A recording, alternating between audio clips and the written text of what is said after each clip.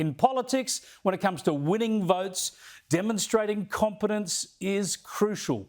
And today, on the first full day of the campaign, Anthony Albanese has demolished his own claims to competence.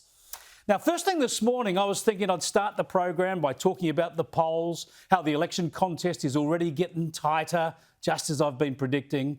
And one point I was going to make is that in election campaigns, the opposition actually gets a bit of scrutiny, unlike in the lead up to the elections when most of the media actually just mucks in with the opposition in attacking the government. But as you know, before the morning was even over, Albanese had completely blown up the start of his campaign by failing to answer a question about one of the most important factors in the economic debate. You mentioned the Reserve Bank earlier. Do you know the official cash rate off the top of your head?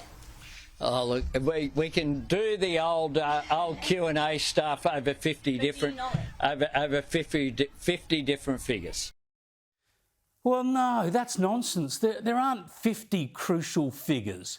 In an economic environment and an election campaign heavily focused on recovery, employment, the risk of inflation and what that will do to interest rates, then there's hardly a key economic fact more important or more front of mind than the cash rate. It's at a record low and has been unchanged for a year and a half. And all the debate has been about when the RBA is going to lift it. It's not the only number that matters, of course, but it's certainly in the top 3 or 4. Unfortunately for the Labor leader, he was also asked about another one of them. It's up to people to ask whatever questions they want. Andrew. What's the national unemployment rate? National unemployment rate at the moment is, I think it's 5.4. Sorry, I'm not sure what it is. That was extraordinary. This is a man who says he can generate more jobs for Australians and says he can deliver wage increases too. But he doesn't even know the unemployment rate, which of course is a central factor in helping to push wages up. I don't think I've ever seen a campaign get off to such an appalling start. His own finance spokesperson had the answers at the top of mind a minute later. The Reserve Bank current rate is 0.1 and the unemployment rate's at 4%. Yeah, of course, and the Prime Minister had no trouble either.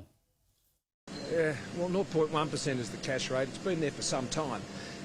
In addition to that, the unemployment rate, I'm happy to tell you, was 4% and is falling to a 50-year low. And it's come down from 5.7% when we were first elected. What a cluster mess. A couple of hours later, Albanese did the only thing he could do, try to use this mistake to highlight some other point and try to put it behind him so that people, pray tell, stop talking about it tomorrow. Earlier today, I made a mistake. I'm human. But when I make a mistake, I'll fess up to it and I'll set about correcting that mistake. I won't blame someone else. I'll accept responsibility. That's what leaders do. Do you know what the figures are? Yeah, it's 0.1 is the cash rate, which is very different from the interest rate that people pay, of course, and 4% is the unemployment rate. Oh dear, as I say, an absolute cluster mess. I find this still just hard to believe. The numbers Albanese failed on today are central in any economic debate. Anyone involved in the national political debate, let alone shaping policy, carries these numbers in their head. Much more important and much more front of mind for politicians, of course, than the price of bread or the price of petrol. That the Labor leader didn't know them exposes either a lack of interest or understanding about the economy. Especially a Labor leader too. You lead the Australian Labor Party, the Workers' Party. You want to be Prime Minister and you don't know how many Australians are out of work? It'll prove deeply worrying for many voters because it goes to competence.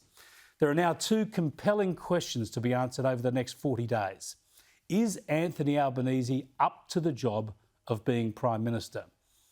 And can he recover from this fundamental stumble and get his campaign back on track?